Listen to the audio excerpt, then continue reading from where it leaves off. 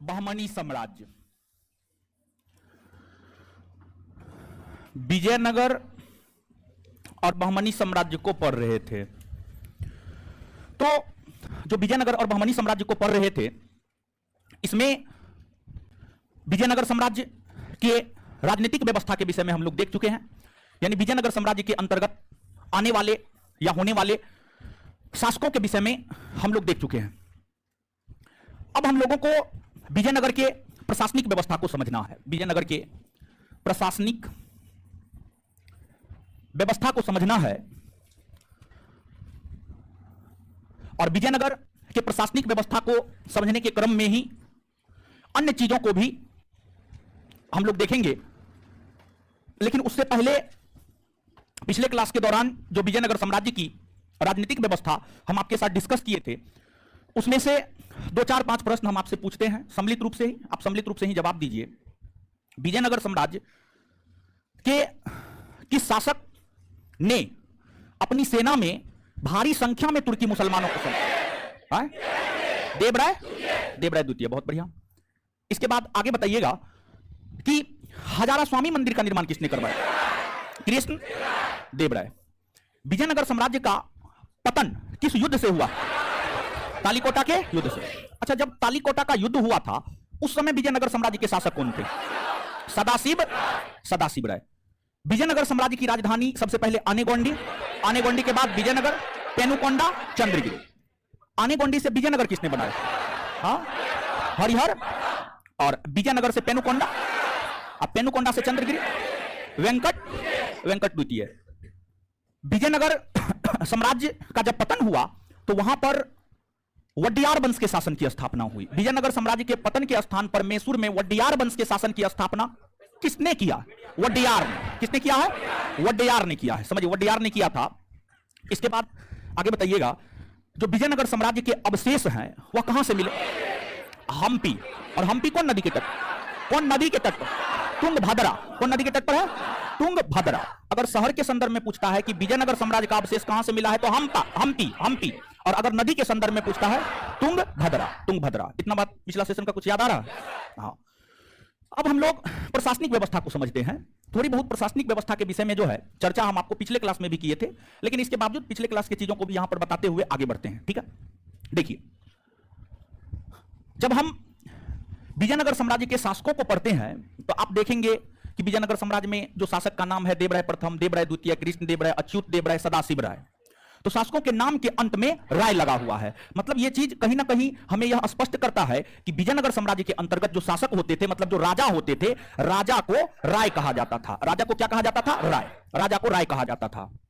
और जैसे आज प्रशासनिक विभाजन है, पूरा का पूरा भारत देश है। भारत देश को 28 प्रांत यानी 28 राज्य में बांटा गया है और हर राज्य में अपना अलग अलग जिला है। जैसे उत्तर प्रदेश में 75 जिला है, बिहार में 38 जिला है। समझ, बिहार में 38 जिला है। अन्य प्रांतों में जिलों की संख्या जो है आपको अलग अलग है। किसी में 33 है, किसी में 22 है, किसी में 35 है, किसी में 24 है। तो जैसे देश को प्रांत में बांटा गया है, अब प्रांत को जिला में बांटा गया है, जिला को प्रखंड में बांटा गया है, प्रखंड को पंचायत में बांटा गया है, पंचायत को गांव में बांटा गया है। उसी प्रकार से, और ये जो विभाजन हुआ है, मतलब देश को प्रांत में, प्रांत को जिला में, जिला को प्रखंड में, प्रखंड को पंचायत में, पंचायत को ग्राम में बांटा गया है। प्रशासनिक विभाजन इसे कहते हैं। इसे हम लोग प्रशासनिक विभाजन कहते हैं। और यह विभाजन इसलिए किया गया है ताकि शासन प्रशासन ढंग से चलाया जा सके। देश में प्रधानमंत्री राष्ट्रपति होते हैं, राज्य में मुख्यमंत्री राज्यपाल होता है, जिला में एसपीडीएम होता है, प्रखंड में बीडीओ सीओ होता है। समझ गए? पंचायत में पंचायत सेवक होता है, मुखिया होता है, गांव में मुखिया होता है, वार्ड सदस्य होता है। यानी ये जो प्रशासनिक विभाजन है इसलिए किया जाता है ताकि बेहतर और सुचारू ढंग से शासन स्थापित किया जा सके। बेहतर और सुचारू ढंग से शासन स्थापित किया जा सके, इसी को लेकर प्रशासनिक विभाजन किया जाता है। लगभग आप किसी भी बड़े साम्राज्य को जब देखते हैं, चाहे वह मौर्य साम्राज्य हो, गुप्त साम्राज्य हो, दिल्ली सल्तनत हो, मुगल काल हो, विजयनगर हो या फिर मराठा साम्राज्य हो, किसी भी साम्राज्य को जब आप देखते हैं, किसी भी साम्राज्य को जब आप पढ़ते हैं तो वहां पर प्रशासनिक विभाजन आपको देखने को मिलता है। तो उसी में विजयनगर साम्राज्य के अंतर्गत भी प्रशासनिक विभाजन किया गया था। विजयनगर साम्राज्य के अंतर्गत भी एक बड़ा साम्राज्य हुआ करता था। उस साम्राज्य को प्रांत में बांटा गया, प्रांत को जिला में बांटा गया, जिला को परगना में बांटा गया, परगना को मेलग्राम में बांटा गया, मेलग्राम को ग्राम में बांटा गया, मेलग्राम को ग्राम में बांटा गया। और जो ग्राम है, लगभग हर साम्राज्य के प्रशासनिक व्यवस्था की सबसे छोटी इकाई ग्राम ही है। किसी भी साम्राज्य के संदर्भ में पूछे, चाहे मौर्य साम्राज्य के संदर्भ में पूछे, गुप्त साम्राज्य के संदर्भ में पूछे, दिल्ली सल्तनत साम्राज्य के संदर्भ में पूछे, या मुगल साम्राज्य के संदर्भ में पूछे, या विजयनगर साम्राज्य के संदर्भ में पूछे, प्रशासन की सबसे छोटी इकाई कौन है? तो प्रशासन की सबसे छोटी इकाई है ग्राम। प्रशासन की सबसे छोटी इकाई क्या है? ग्राम प्रशासन की सबसे छोटी इकाई है। तो विजयनगर साम्राज्य में भी जब आप अगला पेज पर देखेंगे प्रशासनिक व्यवस्था में, तो उसमें स्पष्ट तौर पर लिखा हुआ है विजयनगर साम्राज्य को प्रांत में बांटा गया है। और विजयनगर साम्राज्य के सबसे महान शासक कृष्णदेव राय थे। सबसे ज्यादा विजयनगर साम्राज्य का विस्तार, सबसे ज्यादा विजयनगर साम्राज्य के सीमा का विस्तार अगर किसी ने किया था तो वह कृष्णदेव राय था। कृष्णदेव राय के समय साम्राज्य में प्रांतों की संख्या 6 हुआ करती थी। कृष्णदेव राय के समय साम्राज्य में प्रांतों की संख्या 6 हुआ करती थी। फिर प्रांत को जिला में, जिला को परगना में, परगना को मेलग्राम में, मेलग्राम 50 गांव के समूह को मेलग्राम कहा जाता था और मेलग्राम को ग्राम में बांटा गया था। यह प्रशासनिक विभाजन जो है आपको विजयनगर साम्राज्य में देखने को मिलता है। इसको आप नहीं भी याद रखेंगे कोई दिक्कत नहीं है। जैसे प्रशासनिक विभाजन की बात करें तो कुछ साम्राज्य के प्रशासनिक विभाजन को हमें याद रखना आवश्यक हो जाता है।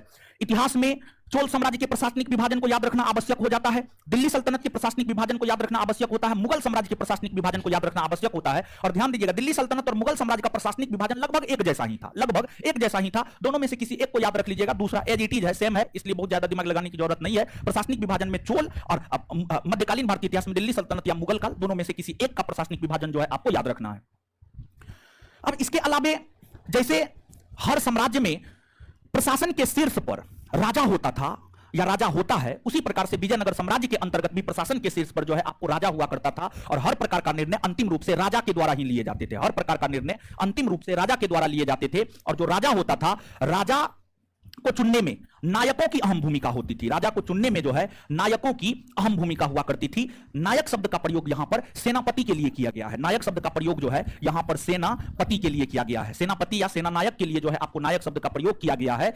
सेनापति ही यह देखता था कि कौन राजा बनने के लायक है और कौन राजा बनने के लायक नहीं है, और नायकों के द्वारा ही राजा को चुना जाता था।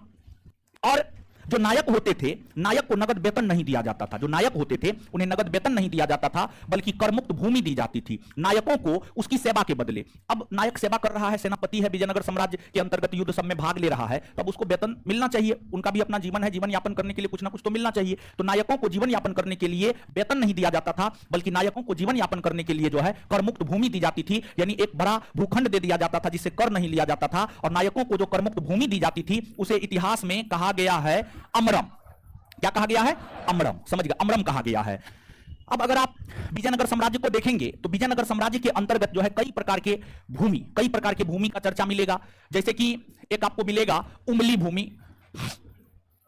भूमि का चर्चा मिलेगा। उमली के बाद जो है आपको कुट्टगी भूमि का चर्चा मिलेगा। फिर आपको रत कोड़गे भूमि का चर्चा मिलेगा।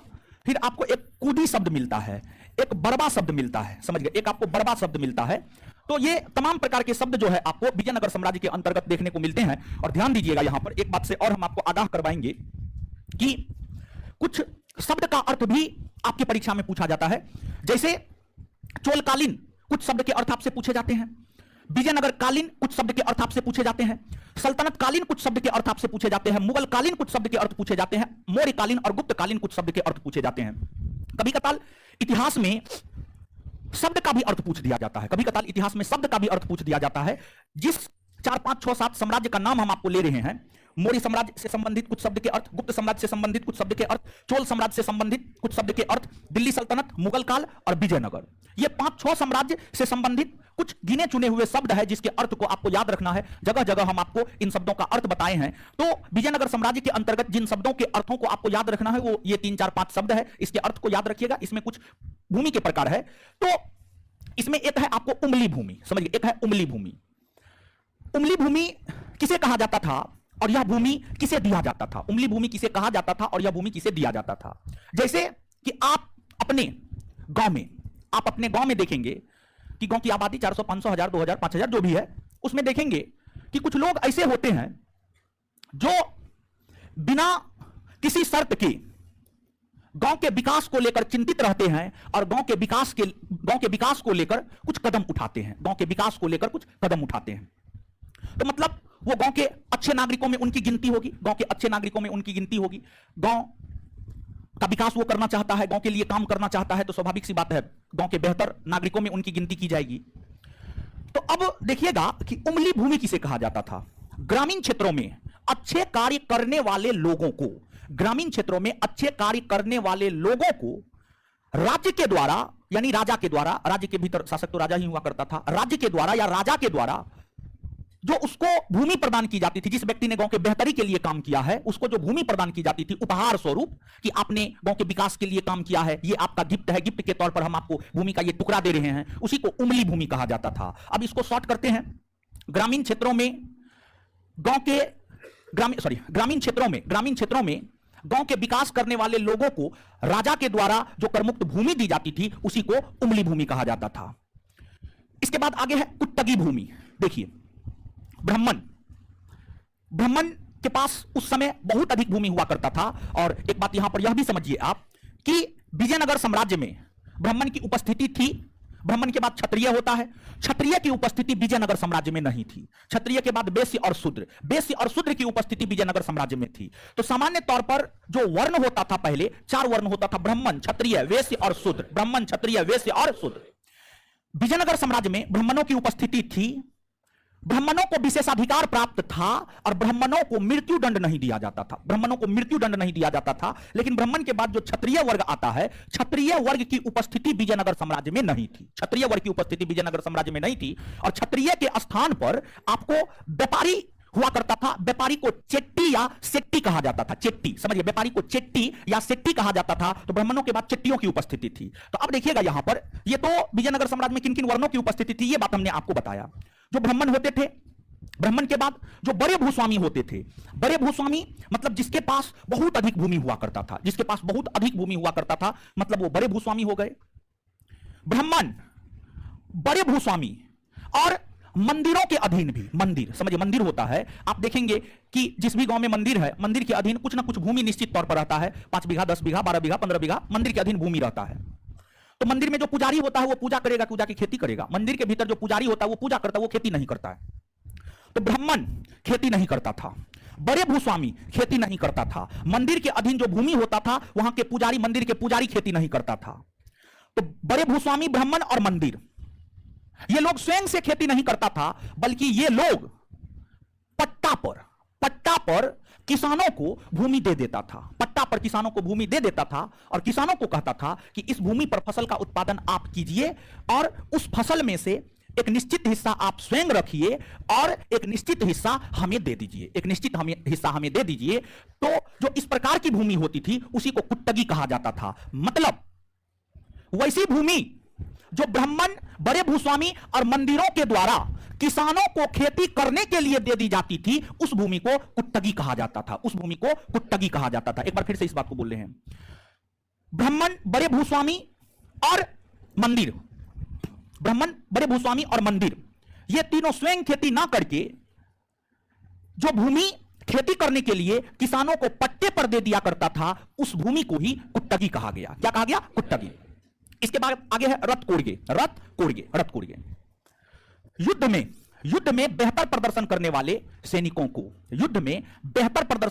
सैनिकों को जो करमुक्त भूमि दी जाती थी उसी को रथ कोड़गे कहा गया। या युद्ध में बेहतर प्रदर्शन करते हुए जो सैनिक शहीद हो जाते थे उनके परिवार को जो करमुक्त भूमि दी जाती थी उसी को रथ कोड़गे कहा गया।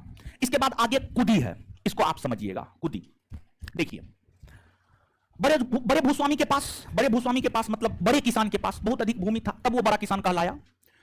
तो बड़ा किसान के पास जो भूमि था, उस भूमि पर वह स्वयं खेती नहीं करता था, बल्कि कृषकों से, छोटे किसानों से खेती करवाता था।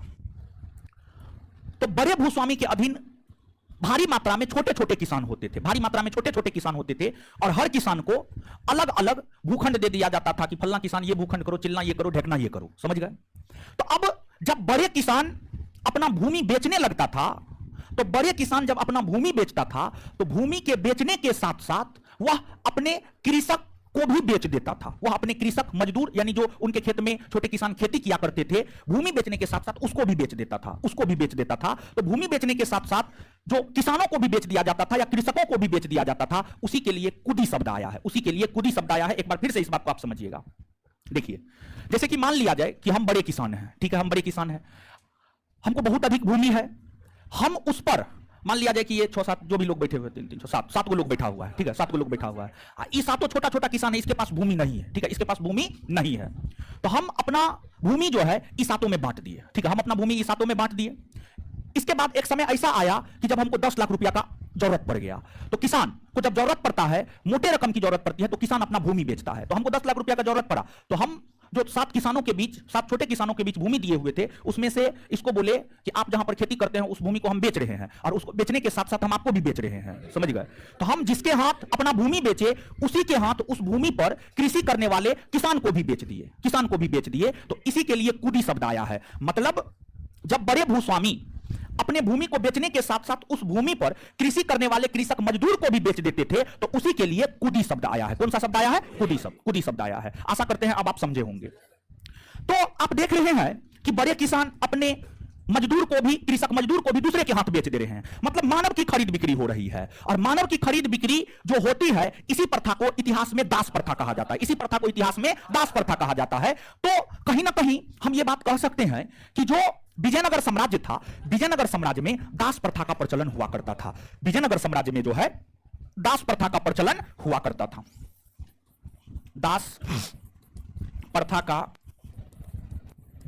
प्रचलन हुआ करता था, और जो मानव का क्रय विक्रय होता था, मनुष्य का क्रय विक्रय होता था, जैसे आज के डेट में तो वस्तु सामान का क्रय विक्रय होता है, तो जो मानव का क्रय विक्रय होता था, अगर हम मानव के क्रय विक्रय की बात करें, यानी जिसको दास प्रथा कहा जाता है, मानव के क्रय विक्रय को बेस बग कहा जाता था। Base bug. तो एक शब्द है आपको बेस बग, तो ये मानव के क्रय विक्रय, मानव के क्रय विक्रय को बेस बग कहा जाता था। मानव के क्रय विक्रय को जो है आपको बेस बग कहा जाता था। फिर आपको बरबा है, समझिए बरबा है।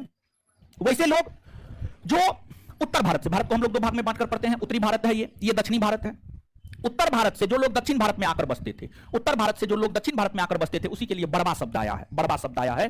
तो जो बरबा है, आपको उत्तर भारत से दक्षिण भारत में, उत्तर भारत से दक्षिण भारत में आकर बसे लोगों के लिए ही बरबा शब्द का प्रयोग किया गया है, बरबा शब्द का प्रयोग किया गया है। तो ये तमाम शब्द है जिसका अर्थ आपको याद रखना है, हमने आपको समझा दिया है, बाद बाकी याद रखना आपका काम है। याद रखना है रखिए, नहीं रखना है मत रखिए, ठीक है। चलिए, अब इसके अलावा अगर हम विजयनगर साम्राज्य में देखें कि विजयनगर साम्राज्य में कौन सी प्रथा प्रचलित थी, कौन सी प्रथा प्रचलित नहीं थी। विजयनगर साम्राज्य में आपको पर्दा प्रथा, पर्दा प्रथा समझते होंगे आप, समझिए पर्दा प्रथा, पर्दा प्रथा का प्रचलन नहीं था। उसके अलावे अगर हम देखें तो दास प्रथा, बाल विवाह प्रथा, विधवा विवाह प्रथा, समझिए विधवा विवाह प्रथा, सती प्रथा, इन तमाम प्रथाओं का प्रचलन विजयनगर साम्राज्य में हुआ करता था। तो गौर कीजिएगा, यहां पर विजयनगर साम्राज्य में पर्दा प्रथा का प्रचलन नहीं था। विजयनगर साम्राज्य में पर्दा प्रथा का प्रचलन नहीं था। पर्दा प्रथा के अलावे आपको बाल विवाह प्रथा, सती प्रथा, विधवा प्रथा, दास प्रथा, विधवा पुनर्विवाह प्रथा, ये तमाम प्रकार की प्रथाओं का जो है आपको प्रचलन विजयनगर काल में हुआ करता था। जैसे हर साम्राज्य में आय का सबसे बड़ा स्रोत भू राजस्व हुआ करता था, उसी प्रकार से विजयनगर साम्राज्य के अंतर्गत भी आय का सबसे बड़ा स्रोत जो है आपको भू राजस्व था, जो कि उत्पादन का 1/6 भाग लिया जाता था। तो विजयनगर साम्राज्य के अंतर्गत भी जो है आपको, विजयनगर साम्राज्य के अंतर्गत भी अगर हम देखें तो विजयनगर साम्राज्य के अंतर्गत भी भू राजस्व का आमदनी का सबसे बड़ा स्रोत भू राजस्व था, जो कि उत्पादन का 1/6 भाग लिया जाता था। इसके अलावे विजयनगर साम्राज्य में एक विवाह कर का प्रचलन था, विवाह कर, समझिए विवाह कर का प्रचलन था, यानी विवाह के ऊपर टैक्स लिया जाता था, वर से भी वधु से भी, दोनों से टैक्स लिया जाता था। लेकिन ध्यान रहे कि आपको विधवा, जब विधवाओं का विवाह होता था तो उस पर किसी भी प्रकार का कोई टैक्स जो है आपको नहीं लगता था। और जो ये विवाह कर है, विवाह कर को समाप्त कृष्णदेव राय ने किया था, कृष्णदेव राय ने विवाह कर को समाप्त कर दिया था, समझ गए। और कृष्णदेव राय के शासनकाल से पहले विवाह कर काफी अधिक प्रचलन में जो है विजयनगर साम्राज्य के अंतर्गत हुआ करता था।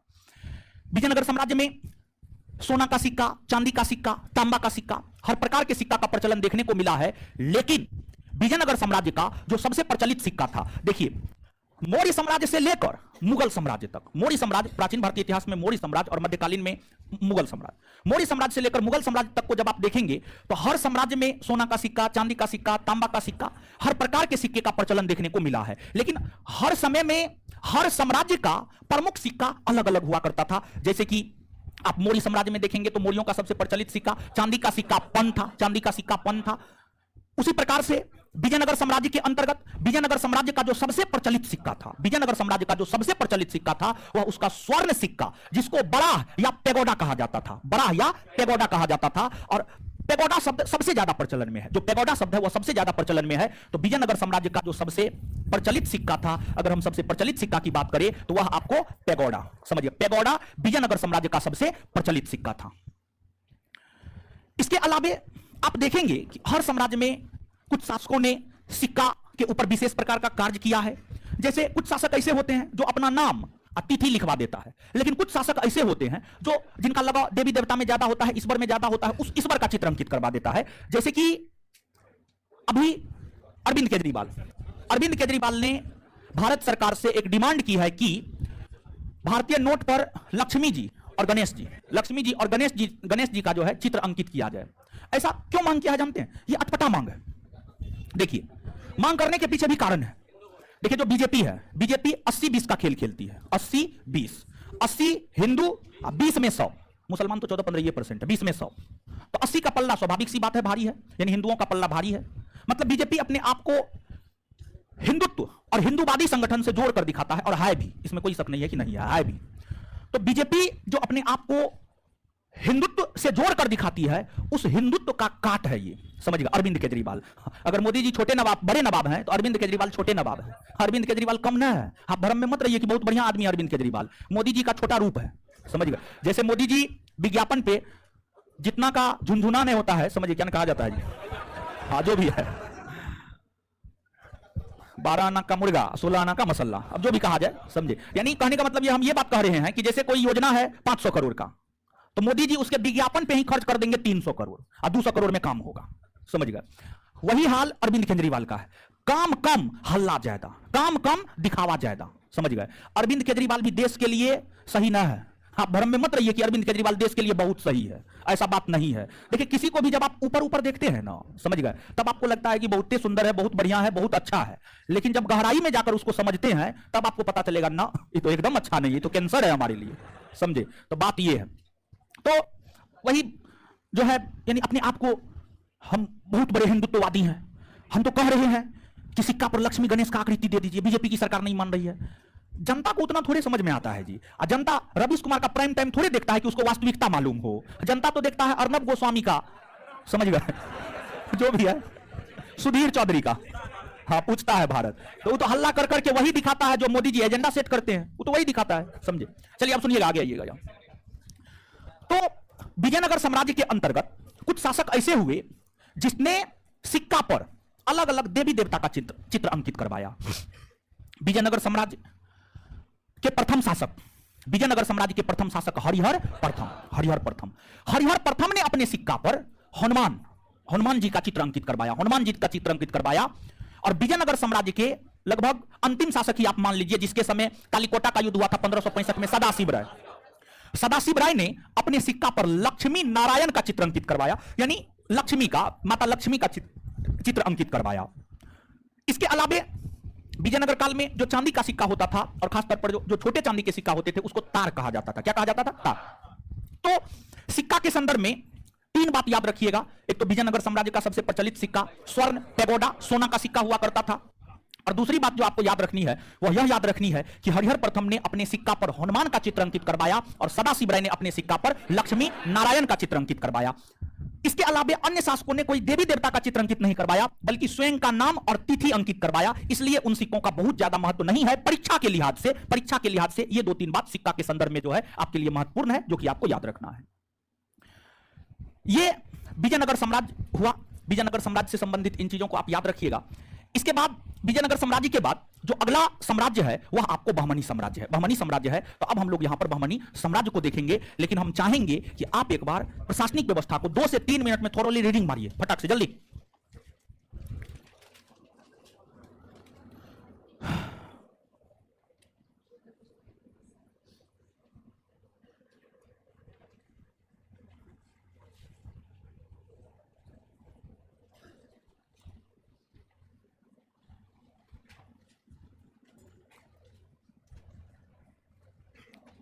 देखिए, सती प्रथा लागू था विकास जी, लेकिन जो है आपको जरूरी नहीं था कि जो है होना ही है।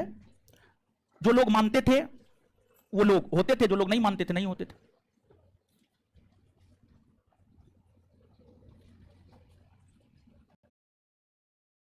नंबर को ही होना है, हम तो यही जानते हैं। अब देखिए कब होता है। और सैन्य प्रशासन की बात करें तो सेना तो बहुत बड़ा सेना हुआ करता था। सैन्य प्रशासन को बेहतर और सुचारू ढंग से जिस व्यवस्था के अंतर्गत चलाया जाता था उसको नायंगर व्यवस्था कहा गया। तो आयंगर ग्रामीण प्रशासन और नायंगर सैन्य प्रशासन। तो आयंगर शब्द का प्रयोग ग्रामीण प्रशासन के लिए और नायंगर शब्द का प्रयोग सैन्य प्रशासन के लिए, सैन्य प्रशासन के लिए। ठीक है, याद रखिएगा इसको भी।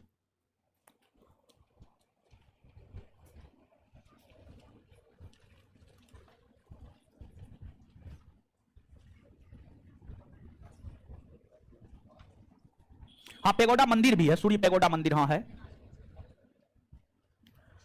देखिए विकास जी, देखिएगा, आप सुनिएगा, हम आपको यह बात बताए थे कि राजा को चुनने में नायकों की महत्वपूर्ण भूमिका होती थी, और साथ ही साथ हम आपको यह भी बताए थे कि वंशानुगत शासन था। ठीक है, वंशानुगत शासन था, तो दोनों एक साथ कैसे विद्यमान थे, वंशानुगत शासन था और राजा को चुनने में नायक यानी सेनापति की महत्वपूर्ण भूमिका होती थी। देखिए होता यह था कि अब कोई राजा है, जैसे कि मान लिया जाए कि आपको देवराय प्रथम ही है। ठीक है, देवराय प्रथम राजा है। देवराय प्रथम के कई सारे संतान, उन संतानों में नायक यह देखता था कि देवराय प्रथम का कौन ऐसा संतान है जो योग्य है। तो नायकों को लगता था कि नहीं, देवराय प्रथम का संतान देवराय द्वितीय योग्य है, तो देवराय द्वितीय को राजा के तौर पर चुन लेता था और फिर उसका जो है राज्याभिषेक करा दिया जाता था। तो इसी कारण जो है दोनों एक साथ विद्यमान है। बहमनी साम्राज्य बुक में नहीं दिया हुआ, एकदम दिया हुआ है ना जी, बहमनी दिया हुआ है। विजयनगर के ठीक बात तो बहमनी है जी, वेट है जी, वेट 52 ग्राम वेट है। घटना चक्र में नहीं दिया है, नहीं दिया है तो क्या होगा, दिया होगा, ऐसा थोड़ी है कि नहीं दिया होगा। मनीष कुमार रजक पहले इंडियन हिस्ट्री पढ़िएगा तब ना वर्ल्ड हिस्ट्री पढ़िएगा जी। मां बकलोल है, दिमाग है कि ना है, कि दिमाग बेच के खा गए हैं। जानते उसको कुछ नहीं आता होगा, हम लिख करके देते, सामने में बुला करके 4 को क्वेश्चन पूछेंगे ना, नहीं याद आ जाएगा उसको। अब वर्ल्ड हिस्ट्री पढ़ेगा, सिलसिलेवार ढंग से नहीं पढ़ेंगे कि एक बार इंडियन पढ़ा है, एक चैप्टर वर्ल्ड पढ़ा है, दिमाग एकदम बेच के खा गए।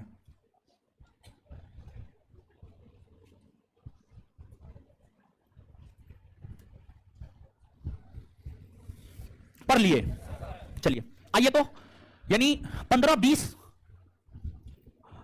फैक्ट है जिसको हमें रिवाइज करना है, याद करना है। ठीक है, या तो रिवाइज करना या याद करना, जो भी कहना है आप कह लीजिए। ठीक है, आइए मेरे साथ याद कीजिए।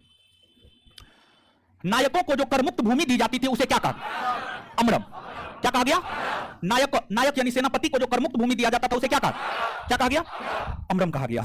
इसके बाद आगे बताइएगा, ग्रामीण क्षेत्रों में गांव के विशिष्ट लोगों को जो करमुक्त भूमि दिया जाता था उसे क्या कहा, उमली। क्या कहा गया, ब्राह्मण, बड़े भूस्वामी तथा मंदिर स्वयं खेती ना करके छोटे किसानों को जो पट्टे पर भूमि दिया करता था उसे क्या कहा, कुट्टगी। क्या कहा गया, कुट्टग। युद्ध में शौर्य प्रदर्शन या बेहतर प्रदर्शन करने के लिए जो करमुक्त भूमि दी जाती, रथ तोड़ गए। कोई किसान अगर अपनी भूमि के साथ साथ अपने कृषक मजदूर को भी बेच देता था दूसरे के हाथ, उसके लिए कौन सा शब्द का प्रयोग। आगे, विजयनगर काल में दास प्रथा का प्रचलन था, बाल विवाह प्रथा, विधवा पुनर्विवाह प्रथा, सती प्रथा, हाँ सती प्रथा, पर्दा प्रथा नहीं। समाज में विजयनगर काल में किस वर्ग की उपस्थिति नहीं थी, क्षत्रिय। किसकी उपस्थिति, क्षत्रिय के स्थान पर कौन था, चेट्टी या सेट्टी। इसका संबंध किस चीज से था, व्यापार से था। विजयनगर काल में भूराजस्व की दर क्या हुआ करती, 1/, उत्पादन का 1/। विजयनगर काल का सबसे प्रचलित सिक्का पेगोडा, सबसे प्रचलित सिक्का पेगोडा। ठीक है, पेगोडा किस धातु का सिक्का, सोना का सिक्का था आपको पेगोडा। इसके बाद आगे बताइएगा, विजयनगर साम्राज्य के किस शासक के सिक्का पर हनुमान का चित्र अंकित था, हरिहर, हो से हनुमान, हो से हरिहर प्रथम, समझ गए। और इसके बाद विजयनगर साम्राज्य के किस शासक के सिक्का पर लक्ष्मी नारायण की, किसके, सदाशिव राय के सिक्का पर जो है लक्ष्मी नारायण का चित्र अंकित था। ठीक है, ये सब बात क्लियर है। चलिए, विजयनगर साम्राज्य के अंतर्गत प्रशासन की सबसे छोटी इकाई ग्राम। ठीक है, इतना बात याद हो गया ना, चलिए ठीक। अब यहां पर आगे हम देखते हैं बहमनी साम्राज्य।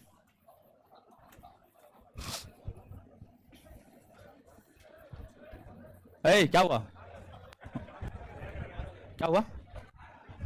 हुआ जी, भाग रहा है। चलिए आइएगा, बहमनी साम्राज्य। देखिए, विजयनगर साम्राज्य के स्थापना के ठीक 11 वर्षों के बाद महाराष्ट्र के क्षेत्र में, महाराष्ट्र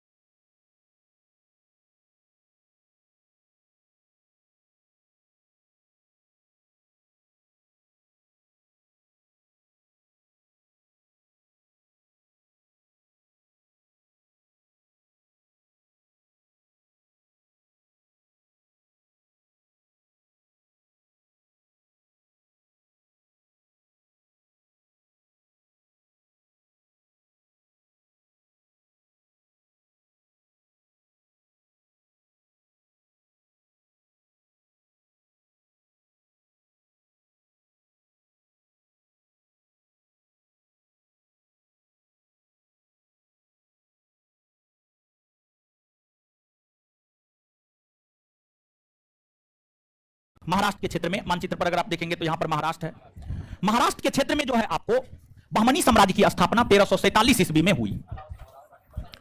1347 ईस्वी में जो बहमनी साम्राज्य की स्थापना हुई, इस बहमनी साम्राज्य की स्थापना अलाउद्दीन हसन बहमन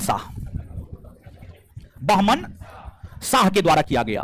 और जो अलाउद्दीन हसन बहमन शाह है, इसे हम लोग हसन गंगू भी कहते हैं, या इसे हम लोग जफर खां भी कहते हैं, जफर खां भी कहते हैं। देखिए, जैसे आप अपने अपने गांव से बाहर निकलकर पटना आए हैं और आपका सपना है कि हमको बिहार दरोगा परीक्षा में अंतिम रूप से चयनित होना है, ये आपका सपना है। वैसे ही जो अलाउद्दीन हसन बहमन शाह था, सिरफिरा व्यक्ति था या सरफिरा व्यक्ति था और काफी जुनूनी था, समझे, काफी जुनूनी था। और यह भी यानी अलाउद्दीन हसन बहमन शाह भी अपने जीवन में कुछ बेहतर करना चाहता था, इसी को लेकर अलाउद्दीन हसन बहमन शाह यत्र तत्र भटक रहे थे। अलाउद्दीन हसन बहमन शाह जो है भटक रहे थे। जैसे महात्मा बुद्ध, महावीर स्वामी, पैगंबर हजरत मोहम्मद साहब ज्ञान प्राप्ति के लिए यत्र तत्र भटके हैं, उसी प्रकार से जो अलाउद्दीन हसन बहमन शाह है, ये भी अपने जीवन में कुछ करने के लिए यत्र तत्र भटके। और जैसे आप भटकते रहते हैं, क्या कर ले क्या ना कर ले, कि एकदम सेलेक्ट ही हो जाए, लेकिन जो करवाया जाएगा वो पूर्णतः करेंगे नहीं।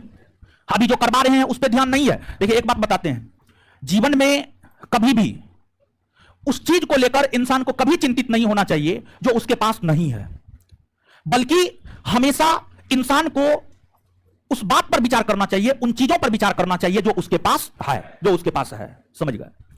मतलब अगर अभी हम आपको मध्यकालीन भारतीय इतिहास पढ़ा रहे हैं और मध्यकालीन भारतीय इतिहास में विजयनगर बहमनी साम्राज्य पढ़ा रहे हैं, तो आपका पूरा कर्तव्य और दायित्व यह बनता है कि आप विजयनगर बहमनी साम्राज्य को लेकर विचार करें, ना कि विश्व इतिहास को लेकर विचार करें, फ्रांसीसी क्रांति, रूसी क्रांति, अमेरिकी क्रांति, समझ गए। ज्यादा वर्ल्ड हिस्ट्री में इंटरेस्ट है तो एप्लीकेशन के फ्री क्लासेस सेक्शन में जाकर के देखिए, वर्ल्ड हिस्ट्री का वीडियो पढ़ा हुआ है, जाकर के देखिए, समझ गए, एकदम स्टार्टिंग से पढ़ाए हुए हैं, जाकर के देखिए। बिहार दरोगा परीक्षा में अगर 17 को पूछता है इतिहास से, तो 15 को इंडियन हिस्ट्री, 1 से 2 को वर्ल्ड हिस्ट्री से पूछता है। तो हम पहले इंडियन पढ़ाएंगे कि हम वर्ल्ड पढ़ाएंगे, समझिए, अजीब बात करता है ये सब, समझे। तो अब आइएगा, यहां आइएगा। तो अलाउद्दीन हसन बहमन शाह यत्र तत्र भटकते भटकते महाराष्ट्र के एक हिंदू संत गंगू, ब्राह्मण जाति से बिलोंग करते थे, गंगू। अलाउद्दीन हसन बहमन शाह महाराष्ट्र के एक बड़े हिंदू संत गंगू के पास पहुंचा और गंगू की बातों से अलाउद्दीन हसन बहमन शाह काफी प्रभावित हुआ।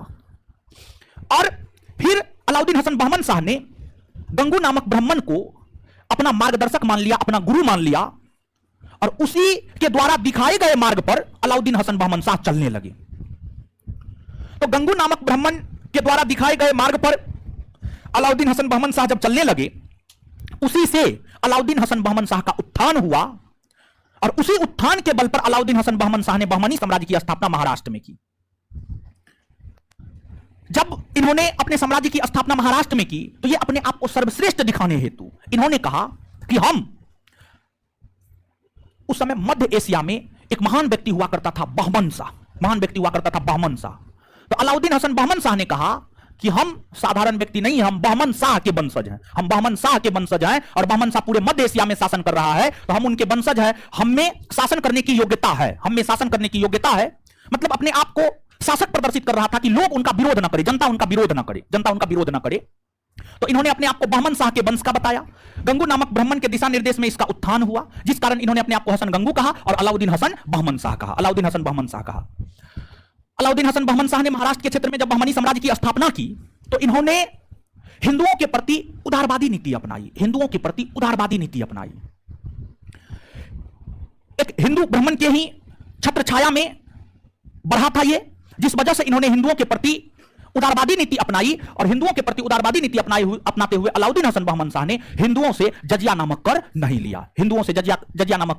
लिया। मतलब ये एक ऐसे मुस्लिम शासक हुए जिन्होंने जजिया कर की वसूली नहीं की। शासन प्रशासन करते हुए अलाउद्दीन हसन बहमन शाह का निधन 1358 में हो गया। 1358। अलाउद्दीन हसन बहमन शाह के निधन होने के बाद अलाउद्दीन हसन बहमन शाह का उत्तराधिकारी उसका पुत्र मोहम्मद शाह प्रथम बना। जो मोहम्मद शाह प्रथम है, मोहम्मद शाह प्रथम का शासनकाल है 1358 से लेकर के 1375। मोहम्मद शाह प्रथम का शासनकाल है आपको 1358 से लेकर के 1375, यह मोहम्मद शाह प्रथम का शासनकाल है। और पिछला सेशन में अगर आपको याद हो तो हम यह बात बताए थे कि जो विजयनगर और बहमनी साम्राज्य है, दोनों एक दूसरे का कट्टर दुश्मन था, दोनों एक दूसरे का कट्टर दुश्मन था, और दोनों हमेशा आपस में लड़ते झगड़ते रहता था। और जो दोनों आपस में हमेशा लड़ते झगड़ते रहता था, उसका कारण कृष्णा गोदावरी डेल्टा क्षेत्र, मराठावाड़ प्रदेश और रायचूर द्वाब या तुंगभद्रा द्वाब, जो भी कहना है आप अपना कहिए, ठीक है। ये तीन क्षेत्र को लेकर लड़ते झगड़ते रहता था। तो जो विजयनगर और बहमनी साम्राज्य के बीच संघर्ष की शुरुआत हुई थी वह मोहम्मद शाह प्रथम के शासनकाल में, मोहम्मद शाह प्रथम के शासनकाल